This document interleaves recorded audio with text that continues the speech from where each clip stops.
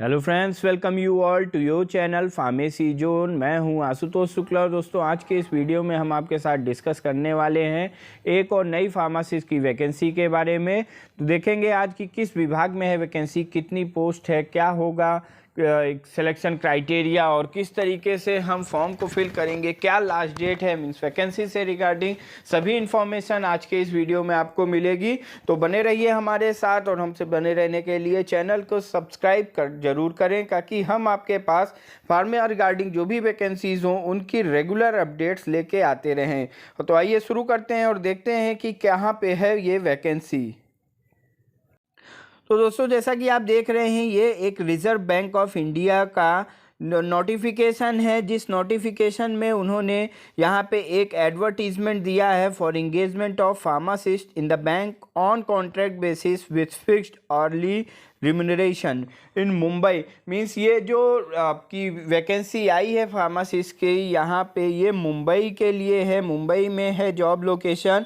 और यहाँ पे जो फार्मासिस्ट का रिक्रूटमेंट होगा वो आरबीआई के थ्रू जो भी बैंक्स हैं वहाँ पे होगा और कॉन्ट्रैक्ट बेसिस पे होगा, मतलब एक फिक्स टाइम पीरियड के लिए होगा। और यहाँ पे जो आपको सैलरी मिलेगी या जो पेमेंट मिलेगी वो पेमेंट यहाँ पे अर्ली रिम्यूनरेशन मिलेगा, मतलब कि आवर्स के हिसाब से आपको यहाँ पे पेमेंट मिलेगी। सो रिजर्व बैंक ऑफ इंडिया ने एप्लीकेशन इनवाइट किया है फॉर द फार्मासिस्ट की पोस्ट के लिए।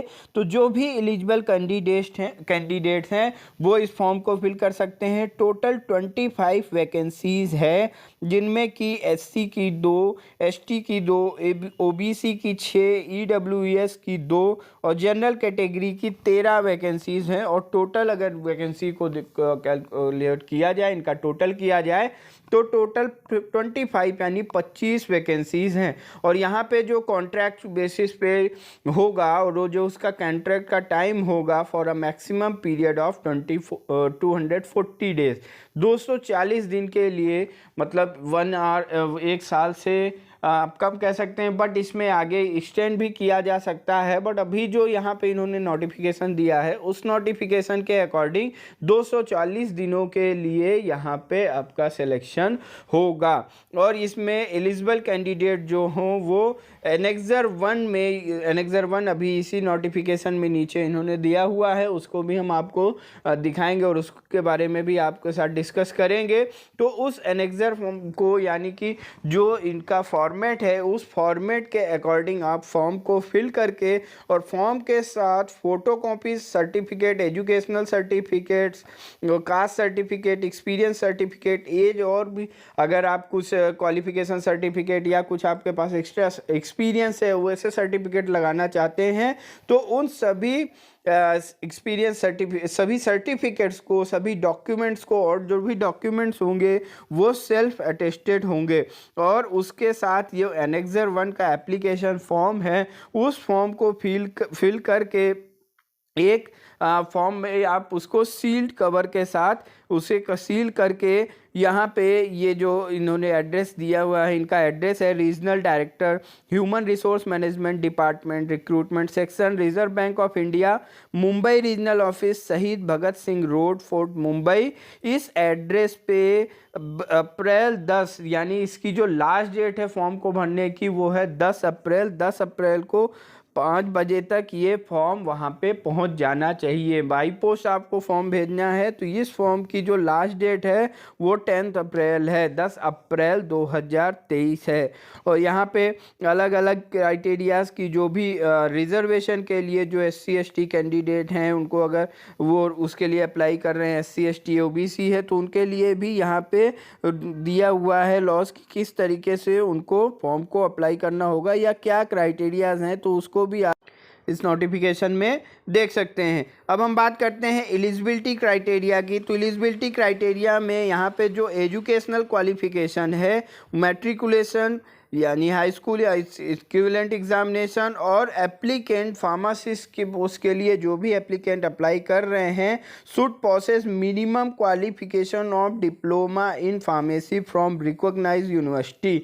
मतलब जो भी कैंडिडेट हों उनको मिनिमम डिप्लोमा और यहाँ पे बैचलर डिग्री यानी बी फॉर्म वाले कैंडिडेट भी इस फॉर्म को फिल कर सकते हैं। और एक्सपीरियंस सर्टिफिकेट एक्सपीरियंस जो यहाँ पे मांगा है, इसका जो भी फार्मासिस्ट होंगे यहाँ पे एक इन्होंने मैंडेशन रख दिया है कि महाराष्ट्र स्टेट फार्मेसी काउंसिल में उनका रजिस्ट्रेशन होना चाहिए।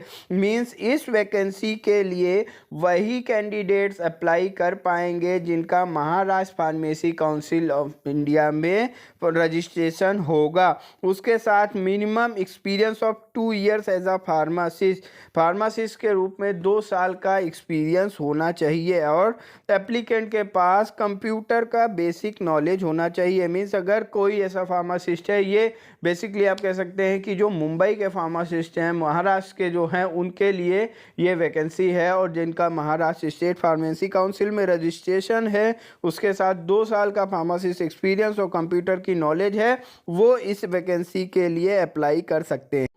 अब यहाँ पे जो रिम्यूनरेशन मिलेगा, ड्यूटी आवर्स हैं और जो भी कंडीशंस हैं उनके बारे में दिया हुआ है। तो मेन जो है हम आपको यहाँ पे डिस्कस करते हैं कि कितना यहाँ पे हमें पेमेंट मिलेगा, क्या रिम्यूनरेशन मिलेगा।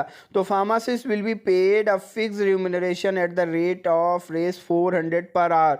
पर आवर का 400 रुपये यानी 400 रुपीज़ मिलेगा।